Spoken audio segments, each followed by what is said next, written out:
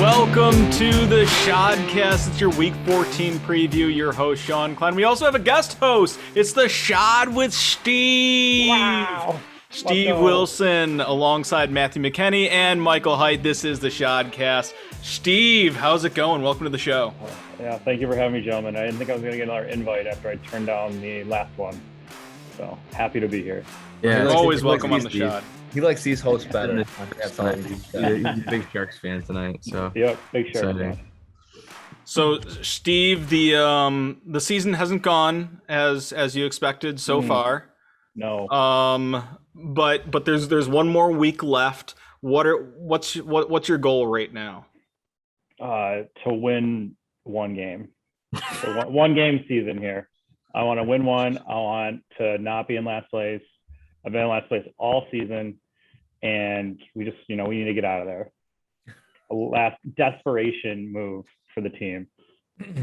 All right. Well, before you can even start thinking about next season, let's start thinking about who this Pokemon is. Who's that Pokemon? Last week we gave you a few hints. 2015 Jacksonville running back. He was rostered in 96% of the leagues, and he helped Commissioner Gordon to a high score of that week. Guesses, gentlemen. I think we had some correct guesses last week. I think I said Denard Robinson. I guess Chris Ivory. Yeah. It's Chris Ivory. Ooh. We try to find them. We try to find all the creative characters throughout the history of the NFL on the SHODcast here. Jumping into this week's scores, the Flutie Flakes coming up with a loss here against Rafi Bombs. Matt, break it down. Well, Gardner Minshew stepped in here for Rafi Bombs and got it done. 18.78 points, not too shabby, but the big story was George Kittle coming back. He's been injured a lot this year, almost putting up 40 points against Seattle. And Deontay Johnson, pretty good game too. So, Rafi Bomb storming right into the playoffs here. Mike Height, you got upset by Muppet Nation. Tell me why. I don't know if it was an upset, but tell you why. Did you watch the game last night when my quarterback threw 3 times total?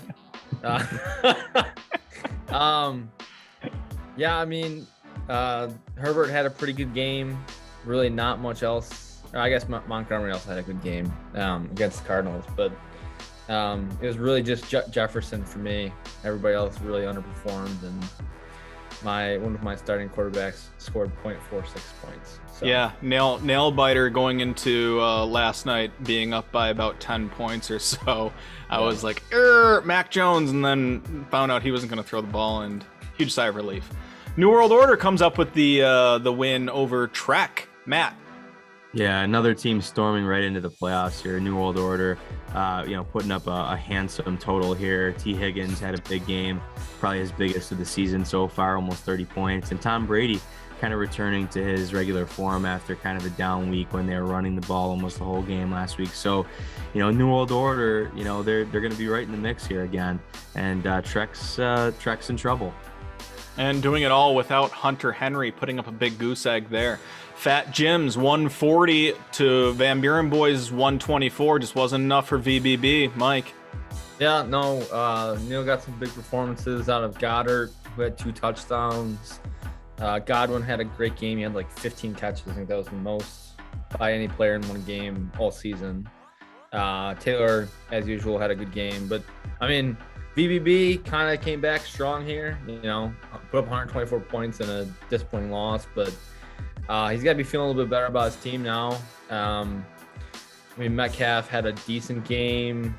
Michelle may actually be the starter going forward. I don't know how much faith the Rams coaching staff has, how much faith they have in Henderson. So, the arrow may be pointing up right now for VBB going forward. Jay Walsh over the Charbeques, 127.1 to 78.86. Steve, what happened? Oh, the same thing that's happened all year long. Not good performances. 5.7 out of Kelsey. You got to expect more than that. Yeah, everyone sucks. They're all terrible. Not drafting any of these guys next year, I can tell you that. They're offensive cues. Jay Walsh putting up 127 points in that win. But the lowest score of the week, Feel the Rush putting up 1 point off, 69 even, losing to Armin Tamzarian. And Armin keeps coming away with wins here. It's crazy. It's just crazy. Unexplainable. Feel the Rush, I think this is more of an anomaly on his side. I mean, obviously a lot of players on bye here, and that hurt him. He didn't have a lot of options, the biggest one being Devontae Adams. And there's still players who are injured with, Kamara and even McKissick, who's been contributing. But so I don't expect Feel the Rush to have this many problems every week. But Armin, again, another win. He finds his wins. He's grinding them out.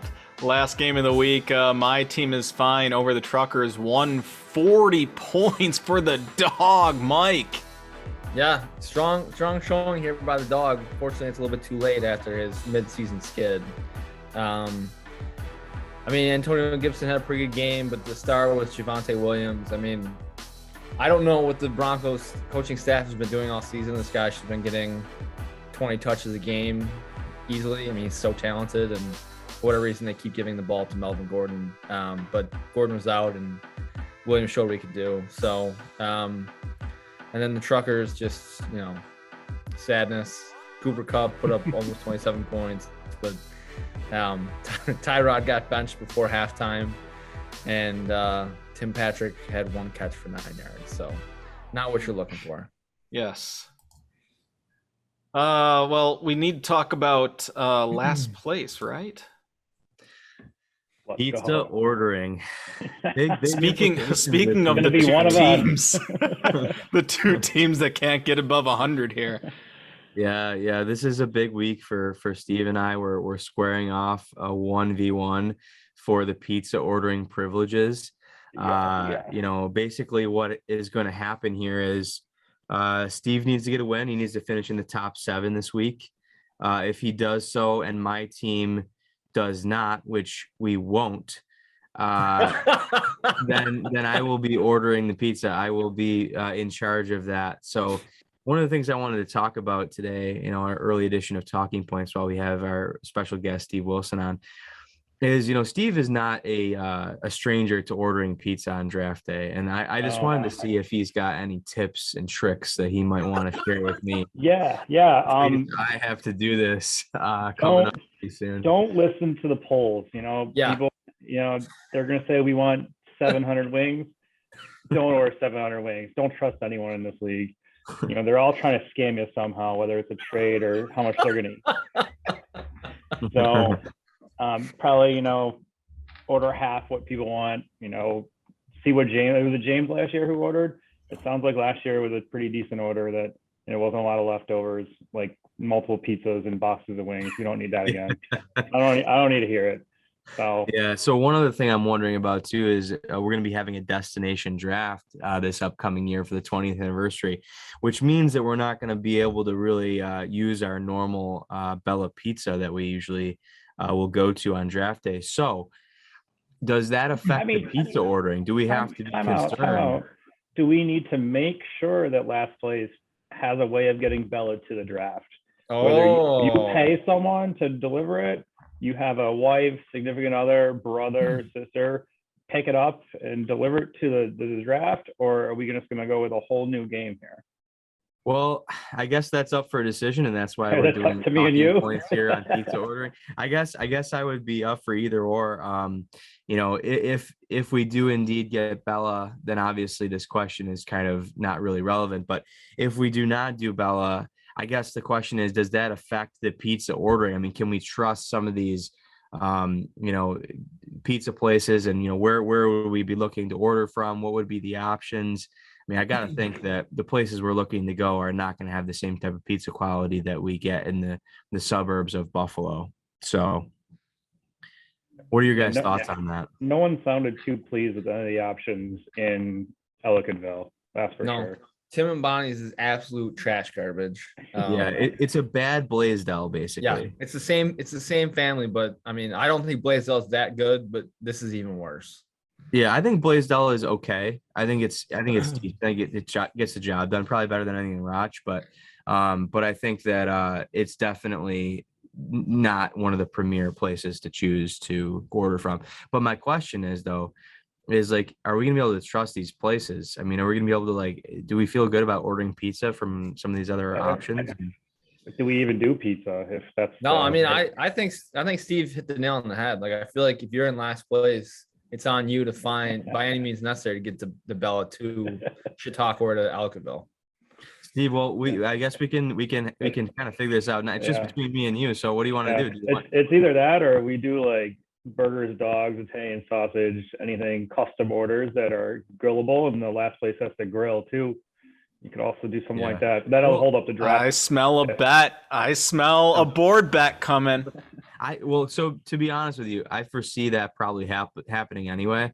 Like I kind of thought what we might do, and I guess this is something we can discuss again too. I foresaw us doing kind of grilling in the middle of the day and then a pizza order later on in the evening. But Friday night would be steaks or whatever we're gonna do. But I guess if we do end up doing pizza, do you wanna do the Bella situation? I mean, you and I are the ones that are here, and we're the ones who are gonna finish in last. So what do you want to do? Yeah, I guess. I mean, I was planning to do that. If I came in last place, I was going to bully my mom or Ben or someone to deliver Bella to us. But Chautauqua seems kind of far away. But if it was Ellicottville, I feel like I could do that. But I mean, Yeah. it's only another 10, 15 minutes. oh yeah, Yeah. well, Patsy will do whatever. If I ask her, she'll be like, she used to deliver cookies to Sean on Christmas, so she'll bring me pizza if I ask for it. I'm still expecting a cookie delivery this Christmas. Yeah, I don't think so. Yeah. Yeah. No, she actually asked, and then I told her we we're going to North Towns, and then she's like, "Nah, never mind. Changed your mind pretty quick, Yeah. huh? Don't do North Towns." All right, moving into the playoff picture, we just had the play bottom picture between you guys. Here are the teams currently in the playoffs.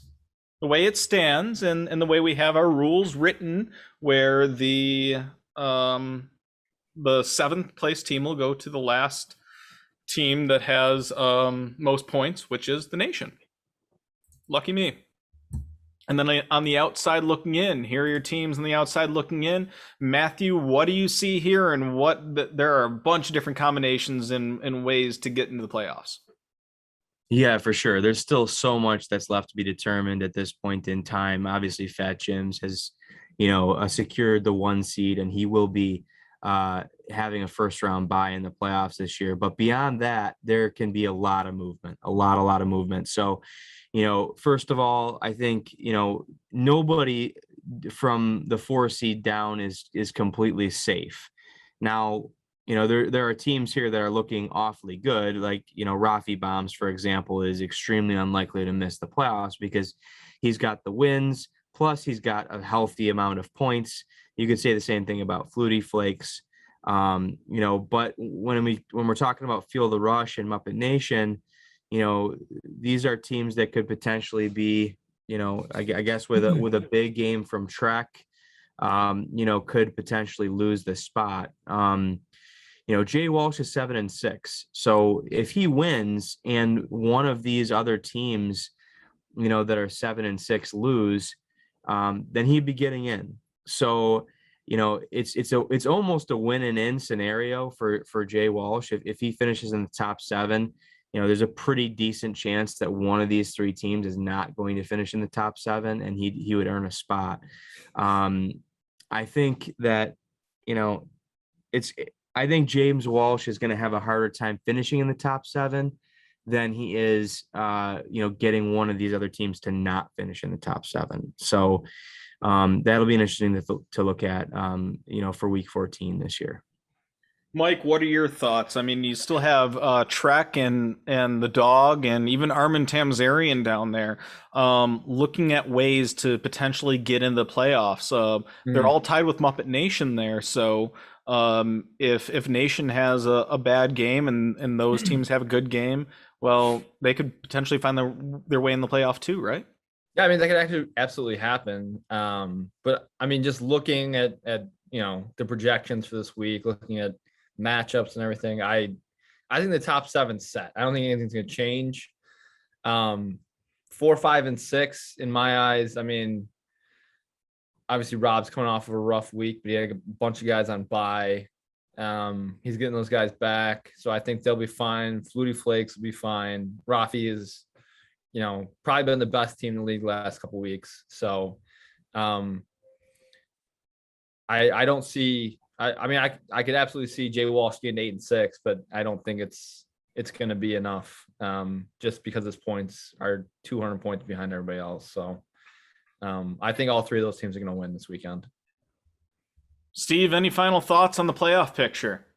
Oh, no. Playoffs are outside my realm of expertise. You need to talk about 13 and 14. I'm your guy. Well, right here, we're going into it. Here's the SHODcast power rankings. Why don't you break down the 14 team for me, Steve? No. Because it's the Bar Bill Charbeques. I'm 13. Yeah, right. I'm winning this week. Now, do you feel like this is where you deserve to be in the SHODcast power rankings? Oh, fuck yeah. My team's awful. Do you think it's? But I mean, do you think it's even worse than the 13th place team? I mean, we're pretty close together. I would. I didn't give my the guy who drafted for me. I forget his name. Simpson's cousin or brother-in-law. I didn't give him any advice. I said, have fun, because that's pretty much what I do anyways. So I figured, whatever. And he drafted a good team. I just got a bunch of injuries and kind of went downhill from there. So we deserve to be there. I really appreciate the Charbeque picture that you guys put on here every week for me that I don't have in the league. But yeah, we're just a dumpster fire this year. We'll do better. Yeah, you certainly don't get down to 13 and 14 without a couple of bad breaks and a couple of injuries. I mean, yeah. I really liked your team too, Steve. When you in the beginning of the year, I think I had you up toward the top of the SHODcast power rankings early on, but things happen and you don't always. 4 or 5 players go on IR that were starters. Yeah. I mean, you don't win like that, especially when you don't make any trades. Because I just think you guys are all going to scam me.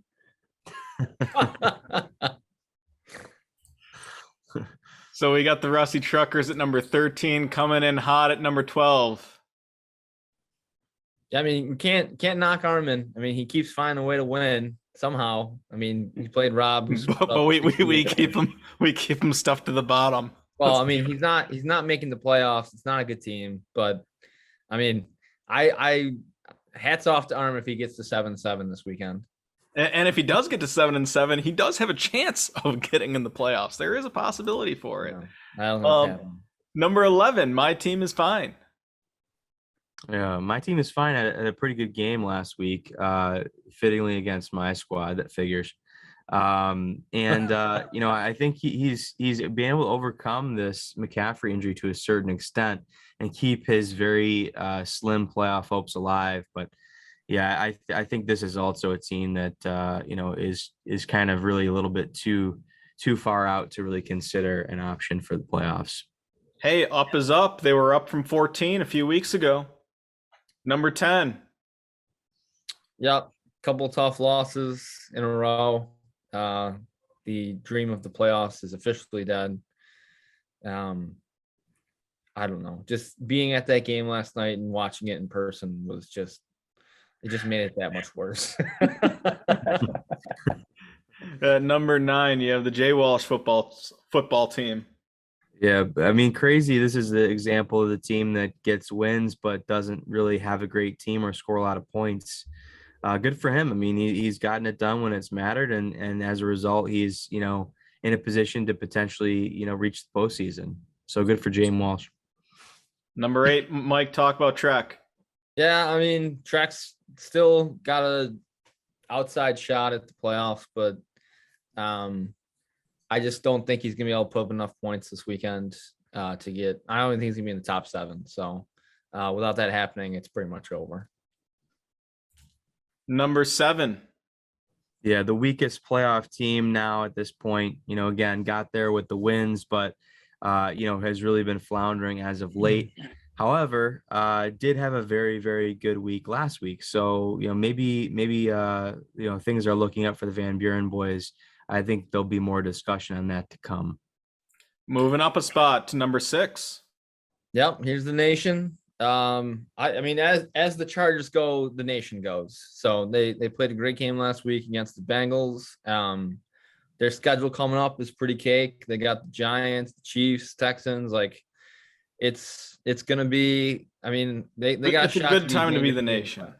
Huh? It's a good time to be the nation. Yeah, sure. Number 5, Flutie especially in Flakes. present company. Flutie Flakes. Again, the never-ending roster management question. He made the decision to start Madison this week, which got the job done. So hats off to Becker there for looking to Madison to get the job done and win the week. I think Flutie Flakes, again, we've talked about this, very, very strong roster. The question is, does Becker set his alarm for 12:56 and get it in on time? Number 4. Yeah, feel the rush. Definitely out of it for the points, season-long points after putting up less than 70 points. But like I said, he's getting back a lot of guys off bye. They're still a very good team. At some point, Ridley's going to come back, theoretically, and Kamara's going to get healthy at some point. So this team is not something you want to play come playoff time. Number 3, the NWO. Yeah, New World Order. Again, it just a very well comprised team. I know he had a rough week, not this past week, but the 2 weeks ago with his quarterback play, Tom Brady and Jalen Hurts. But those guys are towards the top of the league for a reason. They're just putting up really good numbers, and he's got a good supporting cast behind his quarterback. So this is a team that's definitely shooting for contention here. Number 2, a new number 2.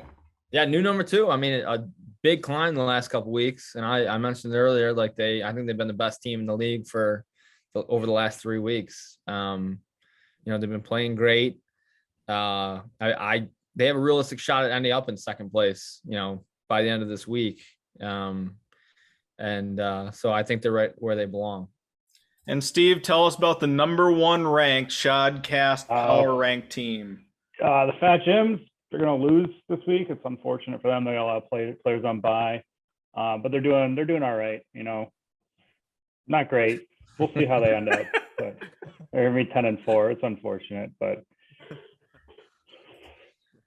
All right. Well, Steve, I want to thank you for joining the SHODcast this week. It's a pleasure to see your face. Anytime we're able to. As you mentioned earlier, you declined multiple requests to get you on the show. Once. No, it's definitely not once. It was definitely multiple times. It was once. I'll go back and check my records. Well, listen, I want to go on record and say, Steve, good luck. I hope that you guys put up some good points this year. And if I'm gonna end up losing out and ordering pizza, I'll be happy that you were the guy who superseded me and supplanted me. So, Matt, I have to say that I'm very disappointed you didn't go with the Silky Johnson to him. Silky Johnson. I hope all the bad things in the world happen to you and only you. Karma comes to get you then. All right, guys. Yeah, good luck, Matt. Good luck. And I'll see most of you guys. I'll be home for Christmas. I'll see you guys in a couple weeks then. Perfect. See you, Steve. All right. Later, guys. Bye. All right, gentlemen, you ready to return to the second half of the SHODcast? Let's do it. Man, that wasn't very exciting. And if I knew how little I knew. We have Mike, talk about McDermott not going for 2. That was one of your frustrations this week. Yeah, well, just with the weather conditions last night. I mean, you get down, you score a touchdown. You got lucky that I think N'Keal Harry was who was returning that punt, fumbled it, so they had the ball at like the 8-yard line. They punched it in on first down. After the Patriots had just scored on the Harris like 64-yard touchdown, they went for 2 because they were going into the wind. When it's gonna be a low-scoring game like that, you can't let the other team, have that 1 point advantage, because, it's very possible to come back to bite you, which is exactly what happened.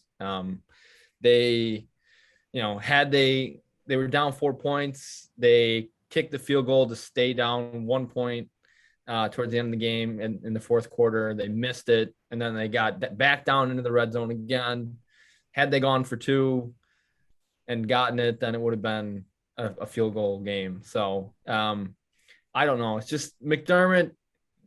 He has a tendency in tight games to play very conservatively. And, he's been talking for the last 24 hours about, playing smash mouth football and playing good defense. I thought the defense played great. They had one bad play. Like the Harris touchdown was really the only bad thing that happened in defense last night. Yes, they were giving up chunk plays on runs, but if you factor out the Harris touchdown, they were averaging like 3 yards a carry. So I don't know. It was just a really poorly managed game. It was awful to watch in person, but yeah. While we're on that topic, how bad was Dawson Knox last night? Oh my God! I mean, the guy was a one-man wrecking crew for the Patriots last night. He and Gerald Everett were in the running for most trying to sabotage their own team.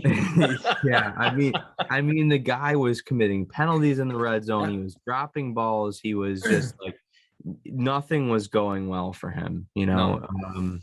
Yeah, really disappointing. Well, and that's a segue into my Don Paul bad call, which is the pass interference and penalties on that one play, which, by the way, was an incredible throw by Josh Allen to even get it to Dawson Knox in the end zone. But Knox was being smothered. I don't know. Yeah. I don't know how you don't call that, but then you'll call other ticky-tack calls where a player's just like got a little tug of the jersey or whatever. You'll call that, but you won't call this where he's being smothered.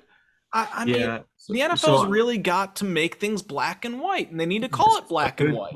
It's a good point. It is very inconsistent with the officiating. That's definitely true.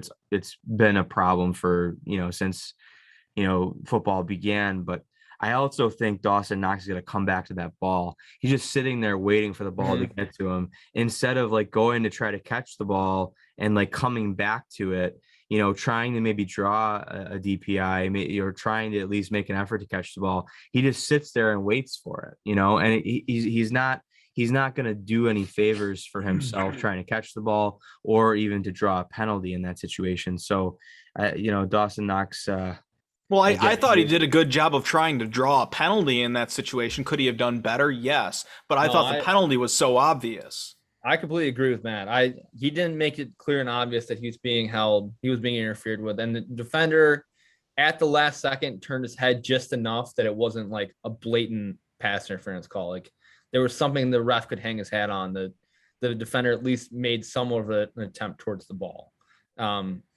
Matt's right. Had Knox fought for that ball harder, I think they definitely would have thrown flag.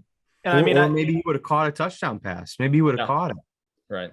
And it's not just with pass interference. It's with all penalties. I just think the game needs to find a way to be more black and white. Otherwise, the refs are just the vig right now. Moving along. Picks of the week. Zoe knows pick of the week. 7-2. Zoe doesn't get it wrong. Picking the Van Buren boys to place top 7 this week. Yeah, Zoe knows. I've been kind of ragging on VBB lately, but turned in a good performance last week, and I love him again this week. I think he's going to finish in the top 7. I think he's going to actually, get a little steam going into the playoffs, and maybe he's not as dead in the water as we originally had thought. And for your prediction, you have Las Vegas getting 9.5 points at Kansas City. You currently have the lead on the parlay picks at 5-2. Yeah, so I like Vegas this week because it's a division game. They typically play Kansas City pretty hard. In fact, they upset them in Kansas City last year. Kansas City is coming off some big games where they've had some wins. Against good opponents. And I just see this as a little bit of a letdown spot. Not ready to say that Kansas City is going to lose this game. I think they probably will win, but I definitely see Vegas keeping it close and inside 10 points here. Ride or die pick of the week. Going with the Rafi Bombs. Riders 5-4. Yeah. I mean, Rafi Bond's been a great team. You only got finished in the top 7 this week, and I think they'll do that pretty easily. And as I mentioned earlier, I think they're gonna, have a real shot at getting second place overall. And then you're also taking Baltimore this week, plus 2.5. Yeah, I wouldn't put too much stock in my picks recently. 2-5. Oh my god. 2-5. Yeah. I just don't think Cleveland is very good. Yes, they have a good defense. But the fact that Baltimore is getting points against them, I just think Baltimore is a much better team. They just lost Humphrey for the year. Obviously, it's going to make things tough on the back end, but Cleveland has no passing game. They have no real receivers. Landry is fine, but he's not somebody you're going to be scared of taking the top off the defense. No, he's not someone that I even consider starting in my fantasy lineup. There you go. Snoop's sleeper pick of the week, going with my team is fine. Snoop hasn't been doing well at picking, but guessing the dog's going to stay in the top 7 or get into the top 7 this week. And also sticking on the Buffalo train, plus 3 at Tampa. Snoop is 4-3 picking the Shod parlays. We gonna nail them this week? We got Vegas, Baltimore, Buffalo. I mean, I would say it's interesting that Vegas is keeping this so close. I mean, with how bad some of Buffalo's losses have been, coming against the defending Super Bowl champs, that's kind of saying something right there. Yeah, I mean, I think the Bills are still a good team. I think they just, it's at Tampa. It's tough. I am actually surprised that I would have thought maybe it would be Tampa Bay +4, or Buffalo +4. It's interesting that they've got it inside a field goal. I think Tampa Bay is arguably the team to beat in the league. It's gonna be tough for the Bills for sure. Yeah, I'm also going to that game, so we'll see. In Tampa. Should be fun. Should be a fun weekend. Even Thursday. So this week's picks, since this is the last week of the season, it's a little bit different. Only the top 7 teams in scoring get a win. Matt, who are you picking this week? Yeah, so as you can see indicated by the check marks here, these are the teams I think are going to get a win in week 14 and advance with an extra +1 in the win column. NWO I think has been pretty solid all year. One of the better teams in the league. Rafi Bombs, we talked about him being a pretty hot team. So again, another win going into the the playoffs and maybe even securing that 2 seed as we talked about. Flutie Flakes, again, solid roster. I like his matchups this week. The Muppets, same kind of thing. A pretty good solid roster, and I think it's a win. Feel the Rush, again, I guess my last obvious one. We talked about Van Buren boys. They're my pick of the week, my Zonos pick of the week. I think that, they have good matchups too, and, are starting to kind of turn the corner at the right time. The one that you might be interested to see is Armin Tamzarian. I like his matchups this week. I think the projections that are out there for him are pretty favorable. And I think, believe it or not, I think he's going to end 500. I think he gets a win this week. Mike, same thing from you. Here are your picks. Yeah, so I'm actually picking against the top 2 teams. Neil's got a lot of guys on bye, and Thielen got hurt last week, so he's very thin at the wide receiver position. Jonathan Taylor's on bye, so I don't think there's gonna be a lot of output there. NWO has had some injuries, some guys on bye, Waddle's on bye. Sanders got banged up at the end of last game after having his best game of the season. So he's on bye this week. Hurts is on bye, but he's got Hill. But I don't think they're going to – I think NWO is going to not be in the top 7 this week, which, as I said before, is going to allow Rafi to move into the top 7 or move into the second place. And then it's just straight down from there. I think Bombs, Flakes, Nation, and Rush – I'll get a win. Trek will not. VBB is going to get one. I have the Charbs getting a win. I think the game in Vegas in Kansas City is going to be relatively high scoring. So I think Mahomes and Kelsey will have a pretty good day. And then I think my team will be in the mid 120s where they've been kind of for the last couple of weeks. So I think it's going to be enough to be in the top 7. Always on the Lafferty wagon. My picks, I basically just went straight from the top down, and then I had to pick a sleeper team, and my team is fine, as good as any. So that's how I made my picks. Straight down from the points for column. This or that. Today's this or that is a little bit different. We're not talking about a player this week or players. We're talking about places. Would you rather go to Chautauqua Lake or Ellicottville? Matthew, let's start with you. So this is in reference to the 2022 show draft and the 20th anniversary of our league. And, I think this will be good to serve as kind of a discussion that we can maybe start in the show group me in regards to where we might like to have this destination draft be located. I think 2, fabulous options. It's tough to pick one. I think, I don't even really know if I'm necessarily going to, align myself with one side or the other because I don't really have a preference. I've been to both locations. I've been to Chautauqua Lake. It's been a while since I've done that. I've been to Ellicottville on multiple occasions. I think I played golf there, last summer.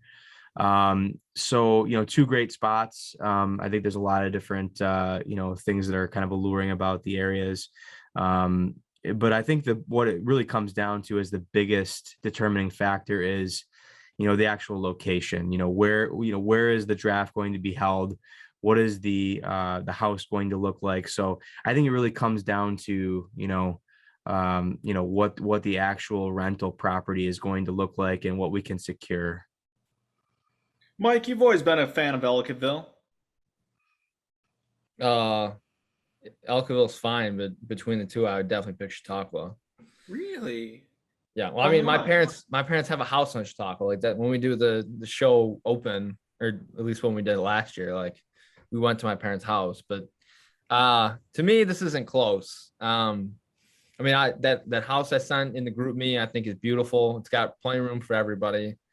It's right on the lake, which is right where we want to be. To me, I don't think it's close. Like, you want to sit around and stare at a bunch of trees, or you want to have a beautiful lake to look out at, smoke cigars. We can borrow my parents' boat. We can go out on the lake. I mean, Ellicottville boasts a really nice downtown. Bemis Point is every bit as awesome as downtown Ellicottville. It also has an ABC, right on the water, which the views are much better than they are in Ellicottville. Golf courses are nicer in Chautauqua. They have one Down Ross course, which I love playing. It's an awesome course. And then they have the Hill course, which I don't like as much, but I still like it better than Holiday Valley, and it's cheaper. And that's the other thing too, is that we're getting a lot more bang for our buck in Chautauqua for what I think is a better place. Ellicottville is just overpriced. I don't really understand why it's as much as it is, but Chautauqua, the one I sent to everybody earlier, it's gonna be like probably $70 a guy for 2 nights in a beautiful house on the lake. Easily accessible to everybody we want to be, and plenty of room for everybody. So to me, it's a no-brainer, but obviously there are 1,300 members of the league that have to make a decision. Matt, before we wrap up this conversation, I want you to talk a little bit. Stick up for Ellicottville here. It just took a bashing from Mike. Well, Mike made some good arguments. I think the best one being price. Ellicottville, I do feel is an overpriced area, whether it's golf or whether it's the facility that you're renting. So I do think he makes a good point there. I think one of the allures of Ellicottville is the downtown area. So I think that's one thing that, again, I haven't spent a lot of time in Bemis Point or been in that region. So if we're looking to do some things like going out to dinner, or going downtown or whatever, that's, I think, a better choice on that end. I also I do love the lake, and I think that that's a super very exciting thing. But I also think that and frankly I would probably prefer to be on the lake as well, in terms of where I'm going to spend my vacation time. But I also do think there's a lot of people who enjoy being in the woods and kind of enjoy having that kind of wilderness atmosphere. So while I do prefer, the lake side of things, I can understand why there might be members of the show who would much more prefer to be kind of out into the kind of more the wilderness kind of feel. In the mountains. Yeah. In the hills there. Final talking points for the week 14 preview of the SHODcast. Week 14 buys. Mike, take it away. Yeah, this is just like an interesting wrinkle that we, with the added regular season game this year and the reshuffling of the schedules. We've never had buys during the last week of the regular season. So this is kind of a new wrinkle that guys are having to deal with. Probably the most important week of the year, and some guys are gonna be without their best player. So obviously Neil's got first place locked up and probably most points locked up. So him losing his best player this week is really not a huge deal. But I just think this would be a very interesting thing going forward. Just knowing that, people are going to have these buys looming in potentially the most important game of the year. Maybe it becomes a strategy where you just don't draft players with week 14 buys. Possible. Yeah. So week 14 buys, I think are interesting, from a fantasy perspective, but they're also interesting from, an NFL team perspective. I think it comes at a very, opportune time for a lot of teams. I mean, namely the Colts and the Patriots, they're the kind of the two playoff teams or two potential playoff teams that are really in this discussion. I think the other two teams on a buy are like the Jets and the Dolphins, I think, or something like that. Dolphins are knocking right on the door of the playoffs here. The Dolphins they're won't at make 6 the and playoffs. 7. You can put it on the board. They will not make the playoffs. Okay. But in regards to the bye week, I think it's actually kind of coming at a good time for teams. The later bye I think is actually an advantage because you're kind of getting that break a little closer to the postseason. So if your team is banged up or if you need to make some adjustments, it's a good time to do it to kind of gather some steam before you go to the playoffs. And the next talking point is 2-point conversions. We saw it again this week with decisions to go for 2 points, and it cost Baltimore the game. But it's something that I think the game needs to move to. In fact, the reason why I want to bring up 2-point conversions is because I think we're seeing way too many extra points being kicked. We saw it last night with the Bills game where Patriots get a touchdown, they immediately go for 2. It puts Buffalo in a weird position, and then they decide to go for the extra point instead, and it ended up costing them a potential decision. I don't want to say the game because there's still a lot that need to happen there, but it cost them a decision that could have cost them the game. So 2-point conversions, I applaud coaches that are aggressive and go for these. I wish they'd go for them more often. Yeah, it's an interesting decision. I think a lot of this boils down to analytics, and I think a lot of it, it depends on, how likely you would be to convert the 2 points, because it's very easy, especially if you're the first team to score a touchdown, that if you miss the 2-point conversion, then the other team can just kick. The conversion rate for a kick is still much higher than a 2-point conversion. So I think that's what deters teams from doing that. You gain a lot more, I think, from kicking and getting the 7 points than you do getting the extra 2 points and hoping that you get it more than once. Because that's really what you have to do. Because if you don't get the 2-point conversion, you basically have to get the second one to catch up and just make up for what you lost. Whereas with an extra point, it's much easier to convert. You have, the 7 points that are much more likely to attain than the 8 points. And even more importantly, you're much more likely to end up with 7 than you do 6 from missing it. So again, I think that's something that probably depends upon analytics.